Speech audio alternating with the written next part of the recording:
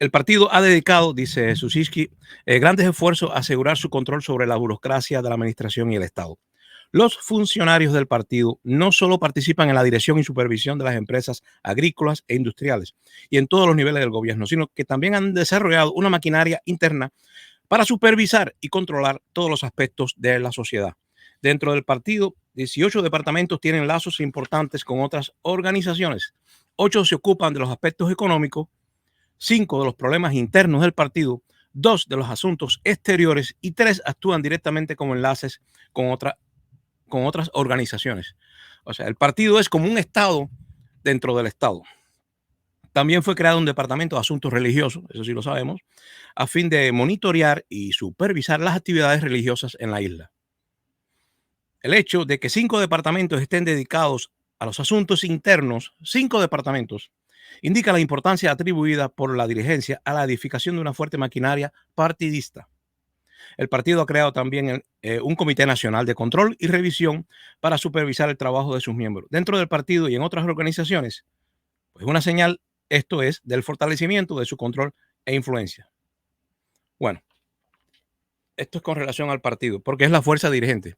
Tiene todos los méritos y todos los defectos, porque es el único. Nosotros, los cubanos, con otra orientación ideológica, por ejemplo, los nacionalistas, pero también los liberales, los conservadores, quedan relegados a un segundo plano. Y la verdad que el partido todavía insiste en esa visión revolucionaria y radical de la izquierda soviética, de la izquierda, bueno, de la revolución rusa, que luego fue soviética, de ese imperio eh, que tuvo una confrontación con Estados Unidos y que lamentablemente, ya terminó. Digo lamentablemente porque al menos Cuba, aunque no era un satélite completo, pero Cuba subsidiada y apoyada por la Unión Soviética y por todo aquel bloque económico, pues podía sobrevivir. Hoy no puede sobrevivir. Cuba hoy no puede sobrevivir y ya usted sabe que tiene un problema serio de endeudamiento y de fuga de capitales humanos y financieros. De Cuba se va el dólar, cada vez que entra se va porque no tiene una estructura que lo agarre, que lo seduzca. El dólar debe ser seducido y vamos a ser pragmáticos en esto. El dólar es la moneda después de los tratados internacionales que se hicieron, después de la derrota de Hitler, pues Estados Unidos ha sido quien ha controlado y construido las herramientas financieras en las que se mueve nuestro mundo, sobre todo el mundo de la energía. Sin dólar no podemos maniobrar bien la economía y habrá consecuencias sociales.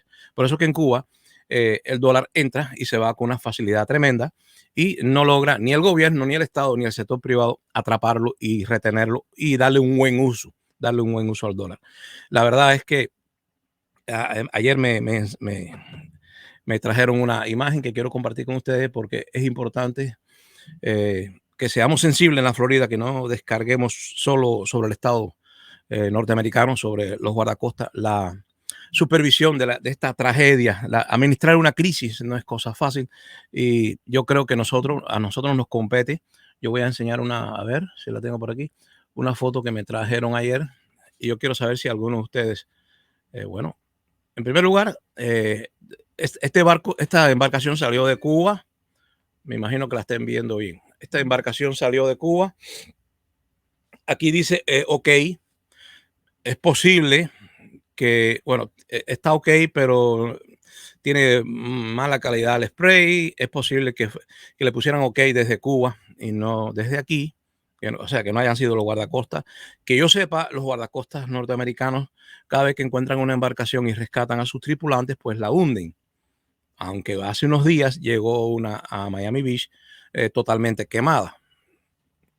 Había rumores de que los guardacostas le dispararon, se incendió el combustible y se quemó por completo y por eso llegó ese esqueleto humeante a las costas de Miami Beach, al litoral. Pero también podría haber ocurrido una tragedia porque la verdad que hay poco contacto entre nuestra comunidad, sobre todo la hispanohablante, y los guardacostas. Entonces, sí, ellos tienen su sitio, hacen sus alertas, pero no nos dan muchos detalles y a veces hay familias que están totalmente desinformadas y sufriendo por esa desinformación. Así que allí les pongo a la disposición. La trajo el pirata, nuestro compañero, la trajo porque a él le impresionó ver esa embarcación sola, sin nadie arriba, y que no haya sido hundida. Le sorprendió verla en el medio de la nada, en el Golfo de México. Estaba esa embarcación. Y la verdad, caballeros, creo que se corre peligro cuando es tan cortica la distancia entre el borde de la embarcación y el agua. Porque no siempre el mar está así tan tranquilo como aquí vemos. Hay olas enormes y quizás este lugar no es tan profundo, pero ya no hay nadie arriba del bote, por lo tanto él se alarmó, me dijo que la pusiera aquí. No vaya a ser que alguien desde Cuba ande buscando. No es que nosotros seamos tan populares en Cuba, pero si alguien anda buscando, puede encontrar. El que busca, encuentra. Y si alguien anda buscando una embarcación de familiares que salieron y que no se tiene noticias, pues es posible que esta sea la triste noticia, ¿no? De que queda algo, hay una señal de que la embarcación sí llegó aquí y habría que verificar si llegaron los tripulantes junto con ella, porque hay muchas tragedias en el mar, sobre todo cuando hay sed y cuando el agua de mar es terrible.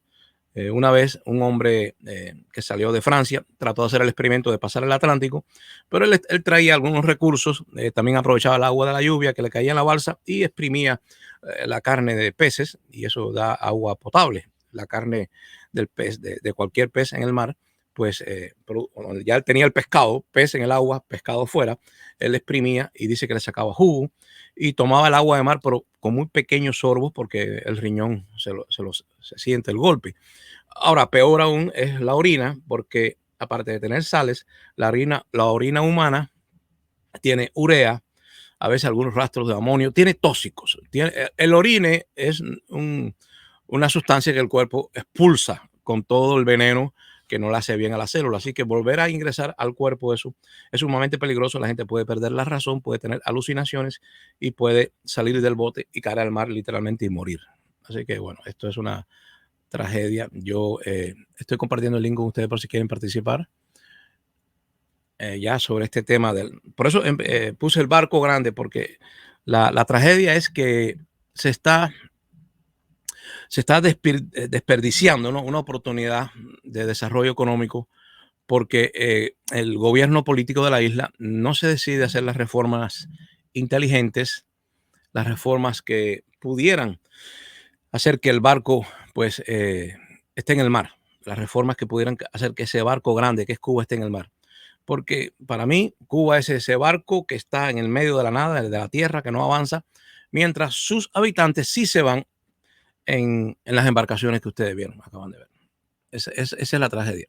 Dice Solimar Rey, un amigo de los Cayos me dijo que donde quiera te encuentran un bote, que donde quiera te encuentras un bote a la deriva.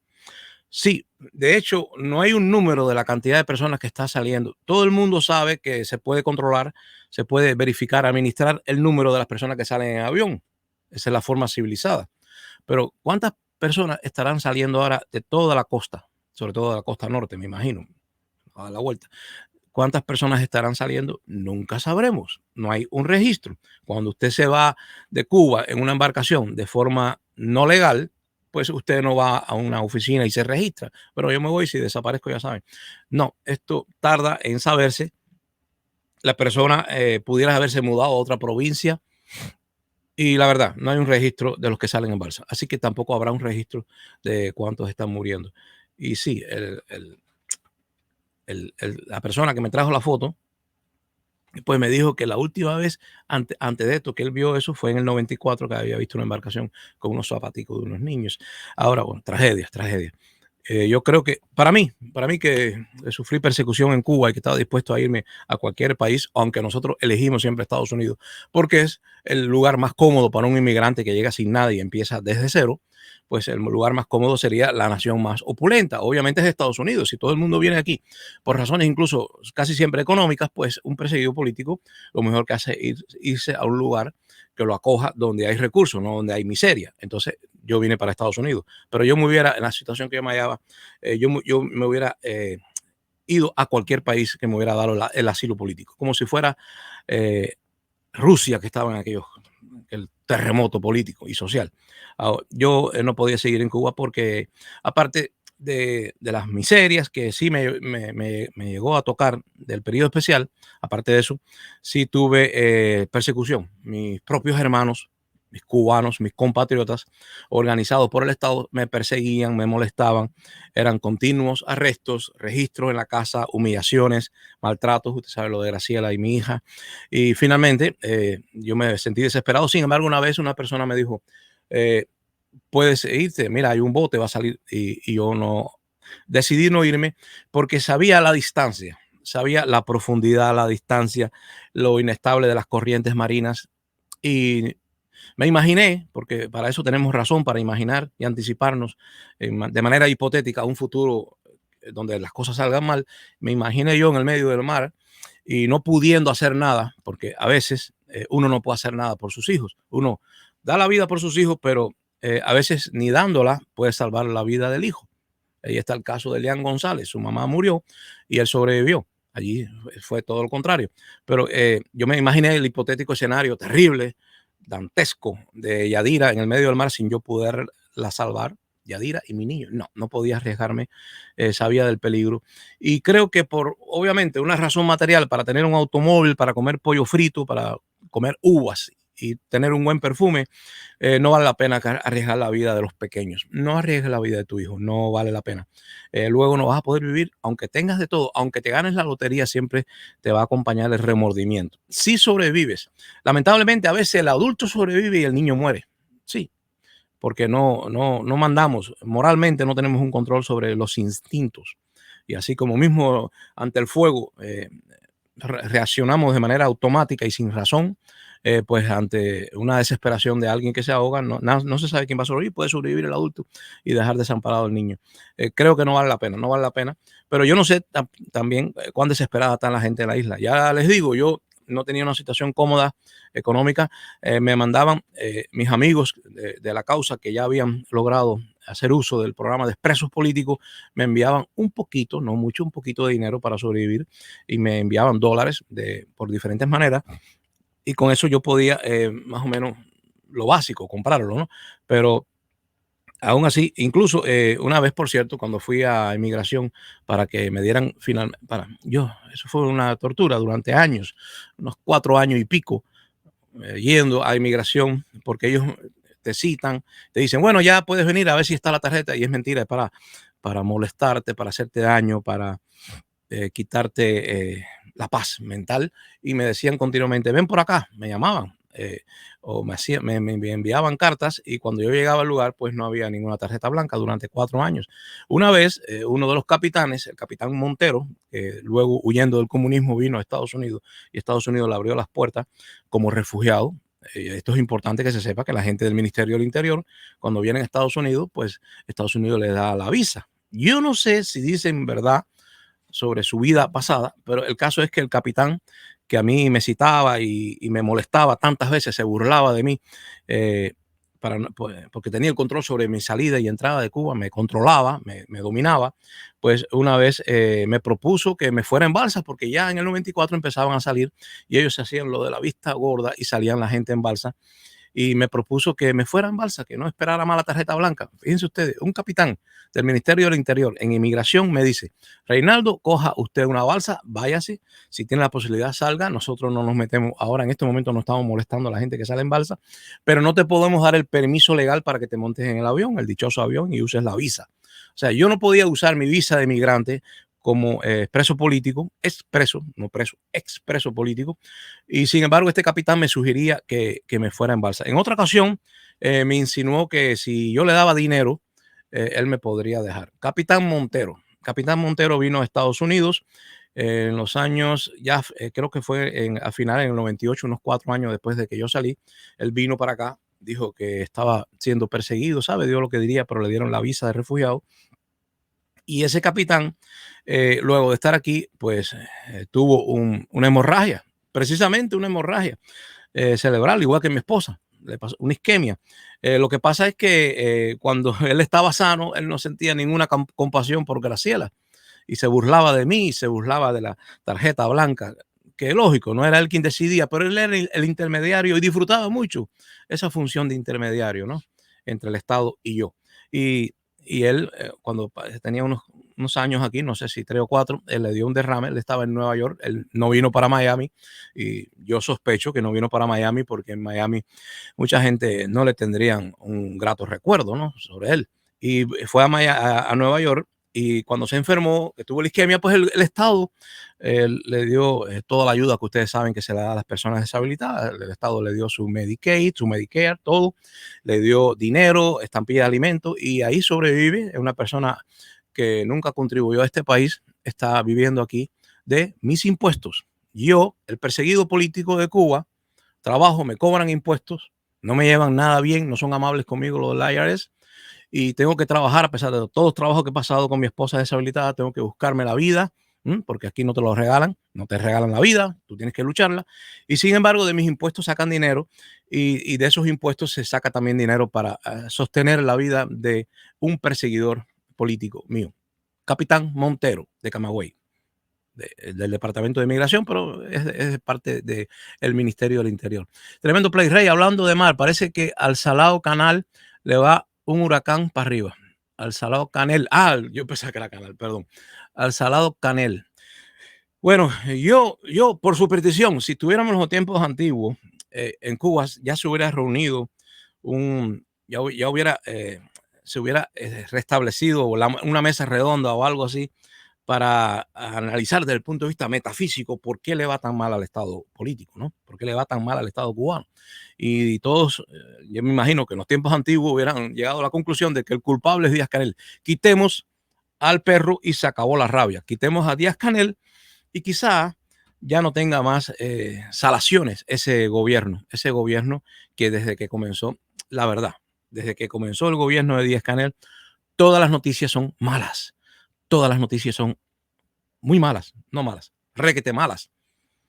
Accidentes, desastres, sanciones, gente que se va, dinero que se va, y ilusión que no llega, ilusión que no llega. Caballero, una isla rodeada de mar donde no hay peces, mejor dicho, donde no se permite la pesca con mallas, no se tiene confianza en los pescadores, porque la gente es verdad que coge los barcos para marcharse, no para pescar. Es una isla en problema, es una isla en problema porque todavía políticamente no ha resuelto la división entre cubanos y no es una división de poca cosa, es una división que viene desde la Guerra Fría. Y yo ayer les comenté a ustedes y antier fue sobre los peligros de la extrema derecha, ayer fue sobre los peligros de la extrema izquierda. Y la verdad que entre extrema izquierda y extrema derecha no hay modelo económico que avance. Aunque sí les advierto que la democracia, esa a la cual aspiramos, no es garantía, la democracia no es garantía de que haya un éxito económico. No es garantía, es posible incluso que la democracia actual en los países occidentales tenga los días contados. En definitiva, China, que no es democrática para nada, ha sido exitosa económicamente, lo cual demuestra que no solo la democracia es la facilitadora del comercio y la industria, también puede haber un sistema totalmente opresivo como el de China, que sin embargo sea exitosa económicamente. Es una mala lección, ¿no?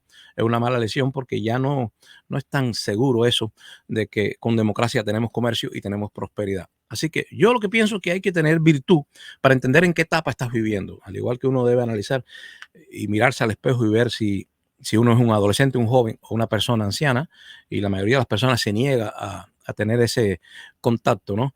Que recomendaba Cervantes en Don Quijote, cuando Don Quijote dijo es menester tocar las apariencias con la mano para dar lugar al desengaño, porque muy pocas personas quieren desengañarse. La mayoría de las personas, como no quiere sufrir, pues evita lo que sospecha que va a darle un aterrizaje doloroso en la realidad operativa, la que le rodea, la realidad funcional. La gente tiende a dejar para más tarde el dolor, para más tarde la cita con el dentista, lo más alejada posible, y llega un momento que cae en el alcoholismo o en el autoengaño, y vemos que mucha gente hoy en día que ya no lee, sigue insistiendo en leer libros de autoayuda porque eh, quiere un consuelo, no quiere la verdad dolorosa. Yo pienso que lo primero que tenemos que hacer los cubanos es aterrizar en la realidad dura que estamos sufriendo y tener un diálogo nacional que no sea ideológico, que sea más bien político, un diálogo político nacional. No ideológico, No es hora de discutir cuál visión filosófica del mundo es la real, la verdadera. En definitiva, es posible que todos estemos equivocados. Es muy posible que la humanidad entera, luego de haber construido la civilización por cuestiones de supervivencia, haya desarrollado un pensamiento totalmente subjetivo. A lo mejor todos estamos equivocados, los idealistas, los materialistas, los liberales o conservadores que ponen su fe en sistemas filosóficos, pues a menudo se dan cuenta cuando tratan de armonizar con la realidad la filosofía que no funciona. Por eso que el marxismo no funcionó. No es porque los ideólogos del capitalismo tengan razón, porque también están votados. ¿Acaso el capitalismo no tiene numerosas y cíclicas crisis que demuestra que ninguna de las filosofías hasta ahora que nos ha hablado tan bien del mercado y de su mano invisible es tan cierta, ¿no? Si Adam Smith hubiera tenido razón, si David Ricardo hubieran tenido razón, pues Carlos Marx no le hubiera hecho tanto daño a esa ideología. Carlos Marx, pues, aprovecha muy bien la experiencia de Aristóteles en el mundo antiguo, la experiencia no, la opinión de Aristóteles, que decía que el mundo ideal para librar sobre todo a los esclavos, porque aunque ellos tenían esclavitud en la Grecia antigua, pues no les agradaba del todo, pues desde el punto de vista ético no parecía bien que una persona humana, igual, al menos en apariencia que uno, pues estuviera trabajando para uno sin tener la libertad tan esencial al ser humano, ¿no? Para decidir su futuro. Y ellos, pues, Aristóteles fue uno de los que dijo, bueno, sería útil que surgieran máquinas que hicieran el trabajo del esclavo y así pudiéramos emancipar al esclavo y sacarlo de esa condición tan baja. Y habló de esa máquina y Carlos Marx observó eso y lo desarrolló y pensó en que esa máquina que visualizaba desde la antigüedad Aristóteles, que podía emancipar al esclavo, también esa máquina en el mundo moderno podría emancipar al obrero que casi vivía por debajo de la esclavitud, por razones de mercado y de la ciega creencia de las empresas de que tienen que ganar pase lo que pase. Ahora mismo en Estados Unidos ustedes saben que estamos en recesión y sin embargo Wikipedia ha tratado de... Wikipedia llegó a eliminar la herramienta para editar en la página donde se toca el tema de la recesión.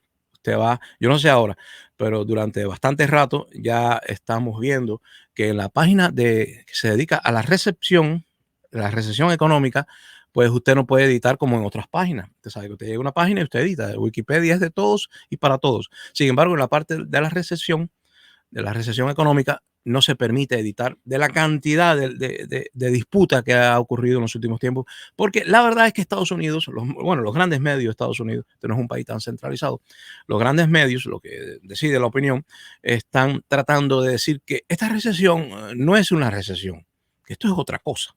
Y ya usted sabe que con los tipos de interés se está tratando de frenar lo inevitable, lo que viene. ¿Y por qué ha venido esta recesión?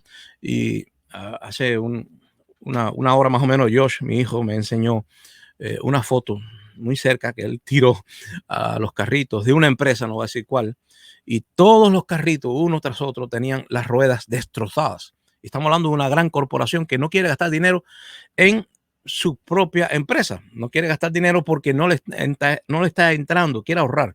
Y lo peor para el capitalismo el que conocemos, es cuando las empresas empiezan a desear ahorrar. Y desean ahorrar porque sus pronósticos son negativos. Obviamente no le está entrando suficiente dinero de nosotros. Pero ¿cómo vamos a comprar? ¿Cómo vamos a ser consumistas si no nos pagan un buen salario? Entonces, yo sé que es un círculo vicioso, pero evidentemente la mano invisible no funciona a veces, la de Adam Smith y la de David Ricardo, sobre todo la de Adam Smith, no funcionaba. Así que yo creo que cualquier filosofía pudiera estar errada y a lo mejor todos estamos equivocados. Ahora, para Cuba, y bueno, lo que se necesita es vergüenza.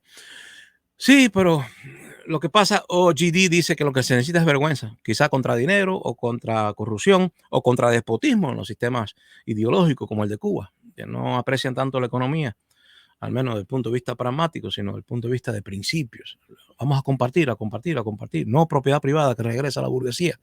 Sí, pero el problema es que incluso sobre el tema de la vergüenza hay una discusión infinita, porque el negocio hasta ahora de la democracia liberal ha sido sembrar en nosotros un relativismo tan extremista que Cualquier palabra, la más simple que usted escoja, va a tener miles de interpretaciones. Y así nos vamos a desgastar en mil luchas de gremios contra gremios, de grupos contra grupos, feminista contra machista, que si el patriarcado, que si el matrimonio homosexual, que si la identidad de género, que si la explotación capitalista, que si la distribución de la riqueza, que si el Estado debe ser chiquito o grande.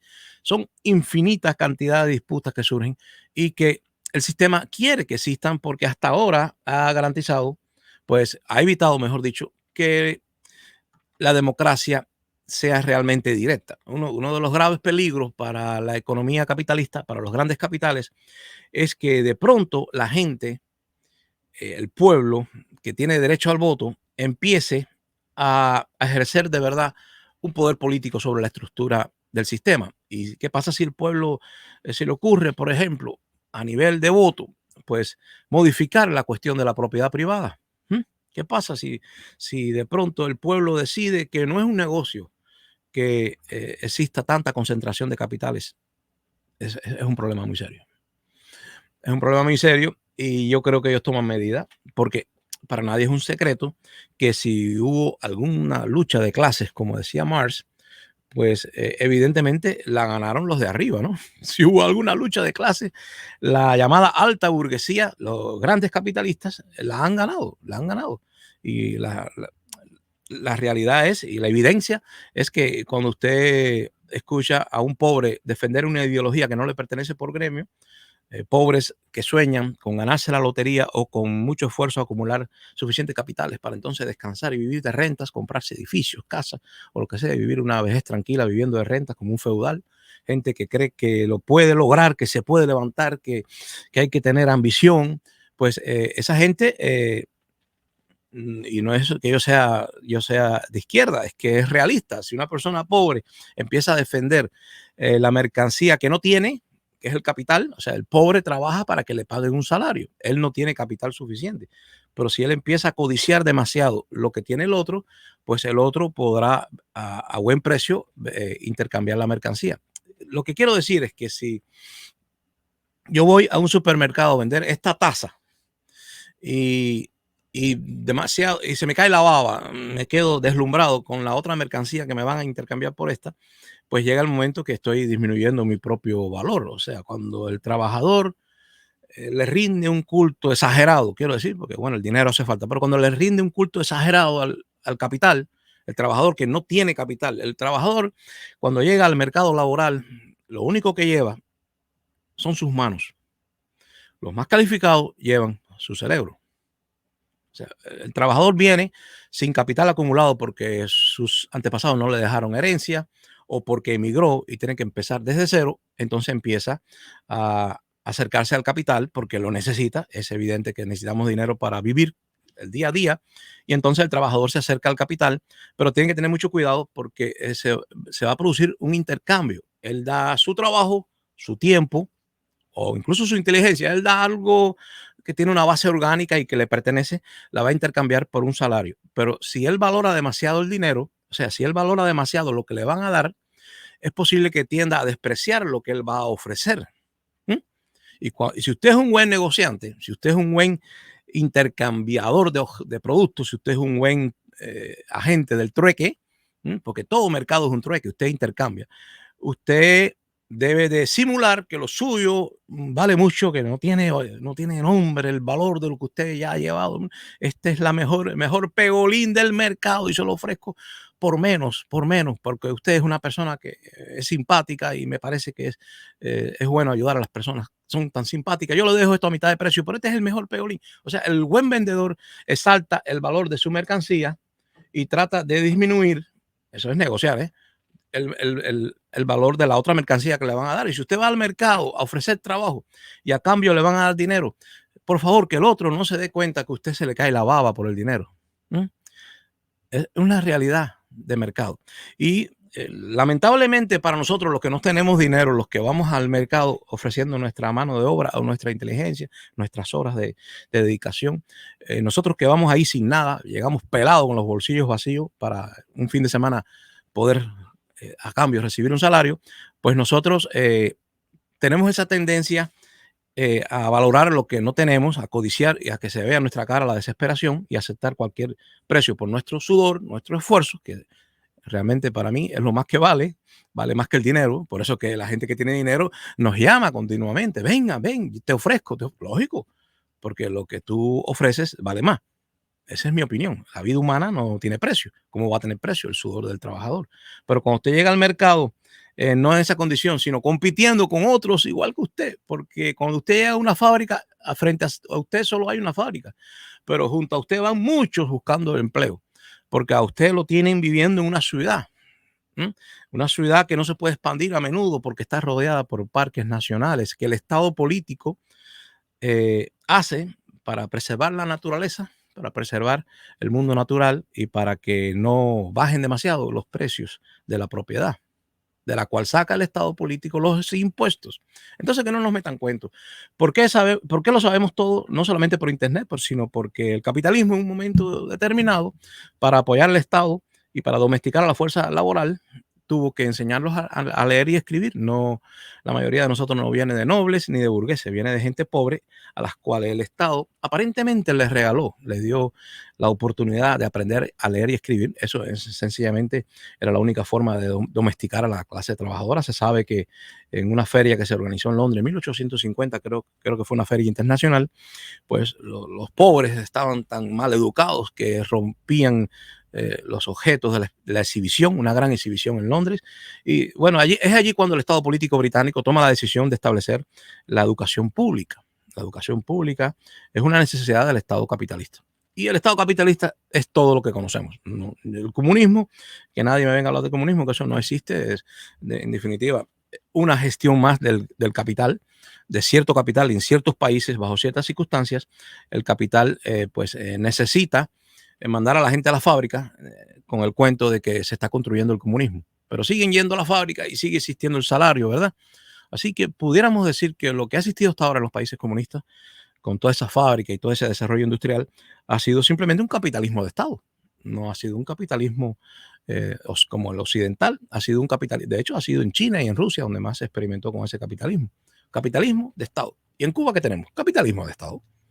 Las empresas son estatales, pero sigue existiendo salario, sigue existiendo plusvalía, esa palabra que los comunistas creen que solo existe en el capitalismo, existe en Cuba también. Porque cuando un cubano va a un hotel a servir a un extranjero, pues no se le va o sea, la gerencia del hotel no va a compartir los beneficios de forma igualitaria, ¿no? No, no. Usted le van a pagar una miseria para que el hotel sea rentable. Es un mecanismo capitalista, ¿verdad? 45 usuarios viéndolo ahora. Los likes, ¿dónde es gratis? Por favor, sí, den like, porque lamentablemente no somos muchos, porque tuve un problema al principio. No sé si notaron la torpeza mía con las luces y eso. Tuve un problema con el algoritmo porque al principio no sé, oyeron una música extraña. Esa música es mía, pero al menos en Facebook dice que tiene dudas si la música es de otra persona. Quizás se parece o quizás la desconoce, y por precaución, los poderosos, cuando tienen duda, a usted lo dejan fuera. Y entonces me dejaron, este programa lo dejaron fuera de circulación. No se está, vamos a decir, divulgando mucho por Facebook, no sé si por YouTube. Y a menudo a esta hora tenemos un poquito más de personas participando. De hecho, pueden participar, no me dejan a mí hablar solo, sino termino pareciendo de izquierdas. De izquierdas. ¿Por qué? Porque yo siempre, desde muy joven, y por eso tuve problemas con el gobierno cubano, tuve el mal hábito, peligroso hábito de desarrollar un pensamiento crítico. Y el pensamiento crítico al final siempre va a cuestionar el Estado. Yo soy quizá muy conservador, que le doy demasiado valor a la familia, pero siempre me ha parecido que todos los estados, bueno, obviamente los totalitarios son más peligrosos, pero todos los estados de alguna forma u otra, pues atentan contra el derecho de la familia, el derecho de los padres a educar a sus hijos, el derecho de quedarse con parte del trabajo y no tener que pagar tantos impuestos. El Estado siempre es parásito. Y bueno, Weber decía que es necesario, que no tenemos otra manera, que incluso la burocracia es necesaria. Yo estaba pensando, y no sé si ustedes creen lo mismo, que a pesar de que siempre se acusa a los regímenes comunistas y fascistas de tener una gran burocracia, Hitler con su revolución nazi fue uno de los primeros en proponer un Estado grande, ¿eh? Y lógico, Hitler pudo hacer esto porque todavía no había llegado a Europa el estado del bienestar. Y como no había llegado el estado del bienestar, pues Hitler sedujo a mucha gente porque dijo, no, el Estado se tiene que hacer cargo de la gente que pasa necesidad y hambre. Y por eso que muchos, no solamente yo, han llegado a la conclusión que Hitler no era ni de izquierda ni de derecha, a pesar de los títulos que le puso a su partido socialista. Eso es un cuento, no era socialista, pero tampoco era de derecha, sino los conservadores de su país no le hubiera disgustado tanto la revolución nazi, sino el partido Centrum, partido católico conservador de Alemania, hubiese apoyado a Hitler y no lo apoyó, no le apoyó. El partido Centrum se distanció. Sí, se dice que también por el aborto y la eutanasia y todas esas aberraciones racistas de Hitler, y el mundo católico que encontró abominable dijo no, y el partido. Sí, pero conclusión, los conservadores por una razón ideológica o por otra razón del conservadurismo económico, les pareció demasiada intervención la del Estado nazi en la economía de Alemania. ¿Mm? Esa es la verdad. Y existe el peligro, no solamente en los nazis de un Estado grande, también en los totalitarismos comunistas tienen un Estado grande. Y el Estado grande, pues obviamente necesita más impuestos, aunque hay un resurgir en Europa de partidos ultranacionalistas y de partidos de extrema derecha. Ya no se parecen a los partidos, yo creo que ya les comenté esto, ya no se parecen al sistema fascista, ¿no? Al sistema fascista. De hecho, ya el culpable no es el judío, el culpable ahora es el inmigrante, casi siempre musulmán, que viene del norte de África o de la subsahariana. Pero siempre es, ahora en este momento el peligro es esa inmigración. Para ellos el peligro, y así lo dicen en su propaganda, es la entrada de gente del mundo africano, gente del Islam. Y ya no es el judío, tampoco quieren ir contra las instituciones, se quedan con las instituciones del Estado del Bienestar. Eso es lógico, quizá lo hacen por política, pero no se meten con las instituciones, ni quieren un Estado tan grande. Lo que sí quieren es que el Estado esté en las fronteras. Y ese es el síntoma que más asustó a los demócratas y a los liberales en Estados Unidos del régimen de Trump, porque Trump prácticamente estableció un régimen. Trump erosionó las instituciones y eso fue por muchos analistas visto como un ataque al sistema norteamericano. O sea, el problema de Trump más serio no fue precisamente, bueno, fue el más visible, la entrada de tantos seguidores de él a la casa de gobierno, pero esa no fue la parte más seria. Fue que él continuamente y sus seguidores, continuamente, él conectado con sus seguidores, con ese exaltado, no nacionalismo, había rasgos de nacionalismo en la agenda de Trump, pero él trataba de ser centrista y por eso confundió a mucha gente. Trataba de ser Trump, ya me estoy desviando un poco hacia la política de Estados Unidos, pero es pertinente. Trump trataba de ser un centrista en el sentido de que, en primer lugar, los orígenes de Trump no son tan republicanos. Él era un demócrata liberal, pero él finge un centrismo sabiendo muy bien que él, y obviamente no lo estoy diciendo porque él tenga un origen germánico. Trump tiene por su sangre germánica. Por eso es un problema que afecta a su identidad personal. En lo privado no sabemos cómo Trump piensa, pero sí sabemos que demostró desear ocupar un centro entre el partido republicano y demócrata. Por eso muchos republicanos dijeron, tú eres antisistema. De hecho, Trump parecía, si no fuera por sus millones, alguien fuera del sistema, un outsider, como se dice aquí. Y es que Trump sabía muy bien, y hay teóricos que lo han dicho, repito, que lo de Hitler no fue extrema derecha. Y eso desconcierta mucho. Y lamentablemente los medios de comunicación, canales de televisión, sobre todo, han retratado a un Hitler que nunca existió. Hitler era un centrista. Lo que pasa es que el centro, hay gente que asume que por ser el equilibrio, y esto desde los tiempos griegos se consideraba la mayor sabiduría, no vaya a los extremos, ni tomes mucha agua, ni demasiada, ni bebas poca agua, porque en los extremos está el error. Sí, pero eso es en filosofía. En política, el centrismo, cuando es exaltado, cuando se apela mucho a las emociones, al nacionalismo, a cualquier pasión que pueda mover una masa, ese centrismo, pues es fascismo, es fascismo. Por eso que yo lo he dicho, el sistema nazi, que puede surgir en cualquier momento, no nos es nuevo ni novedoso. Todo lo viejo se repite, las modas incluso.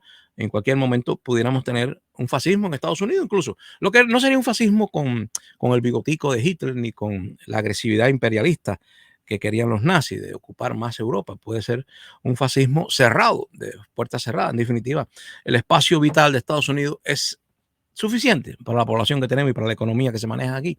No hace falta quitarle más tierras a México.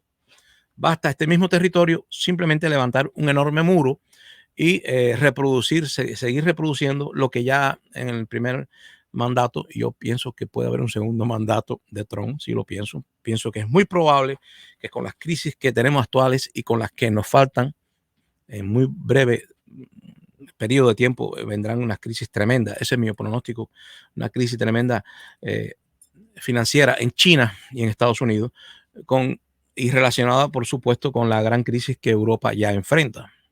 Europa tiene un problema tan serio que hay gente, y no solo soy yo, que pronostica que le queda poco tiempo a la Unión Europea. Pero si toda esa situación de crisis económica desconcierta a la gente, pues muchos se van a sorprender de que un día se levanten y digan, prefiero a Trump. Y eso es muy serio, porque Trump en el primer mandato, por eso dije primer mandato, sí se dedicó sobre todo a exaltar las emociones. Yo estuve en una concentración que él hizo aquí al norte del condado Broward.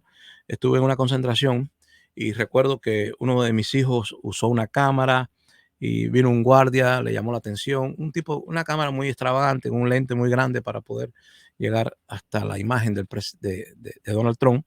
Y vi la actitud de la gente y me pareció estar en un acto de repudio en los años 80 en Cuba. Vi que la gente tenía un descontrol emotivo, muy peligroso. No me pareció que la gente tenía un apego a la razón, a la lógica, sino a la emoción. Y eso fue lo que hizo Trump. Y yo ahí lo vi, lo palpé con mi propia presencia en el lugar. Pero Trump lo que hizo siempre fue erosionar las instituciones que son frías, ciegas. Ustedes saben que la imagen de Estados Unidos, al menos la imagen que quiere dar al interior y al exterior, es la imagen de un Estado de Derecho que tiene una venda en los ojos para ser imparcial, o sea, instituciones frías, matemáticamente equilibradas para mantener el sistema económico y político de los Estados Unidos de forma estable en el tiempo. La democracia más estable se pretende así, con un Estado de Derecho.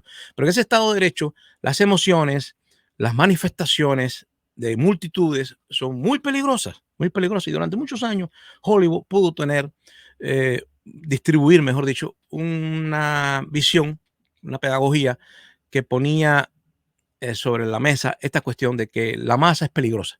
Y no sé si a ustedes les parece lo mismo, pero yo vi muchas películas donde incluso enormes multitudes de zombies ponían en peligro los derechos individuales de un llanero solitario. O sea, en Estados Unidos siempre se ha saltado a Superman y a Spider-Man y a todos estos, vamos a decir, héroes solitarios frente a una masa, porque sencillamente la ideología en la cultura de Hollywood siempre fue que la masa descontrolada era un peligro, y no solamente un peligro para la propiedad privada en cuanto a una democracia demasiado directa, sino en que para mantener una república como la de Estados Unidos, donde esa propiedad privada continúe pasando a los herederos, porque eso es uno de los grandes, de las grandes constantes de la derecha norteamericana y la derecha universal, incluso antes de la Revolución Francesa, es la de luchar para que los privilegios heredados permanezcan inalterados, intocables, aún al margen y siempre al margen de la voluntad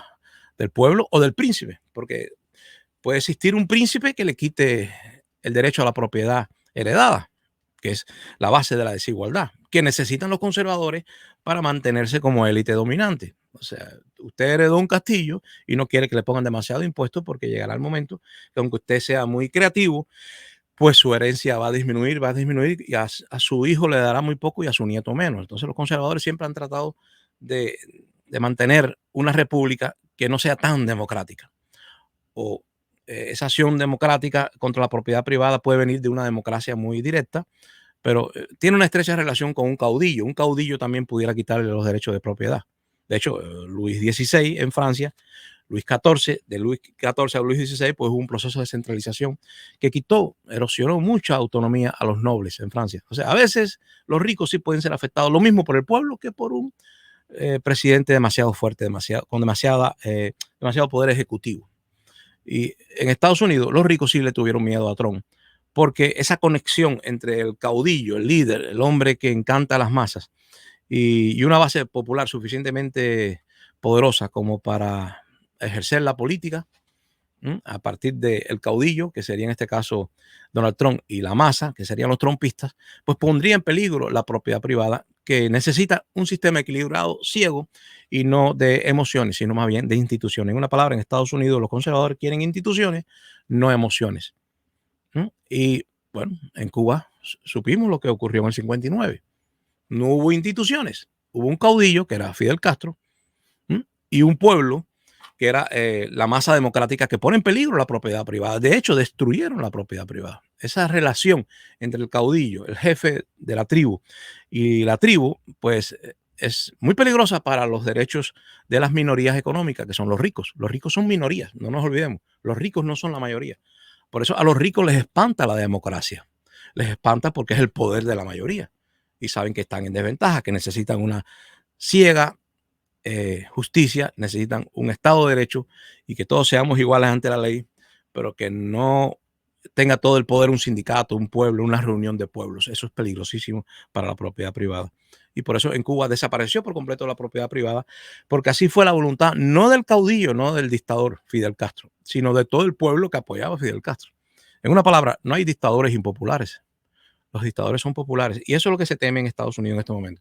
Que regrese Donald Trump como un caudillo fuerte, que en momentos de crisis internacional sea capaz de poner en peligro la herencia, ¿no? La herencia de la clase dominante, que es conservadora en Estados Unidos. En una palabra, el conservador teme y desconfía de los caudillos, como desconfió de Hitler, asimismo desconfían de Donald Trump, que en este caso le echaría mano no al secularismo como Hitler. Hitler no se vinculó a la religión, repito, el partido Centrum, que era el partido demócrata católico el partido católico de Alemania, no apoyó a Hitler.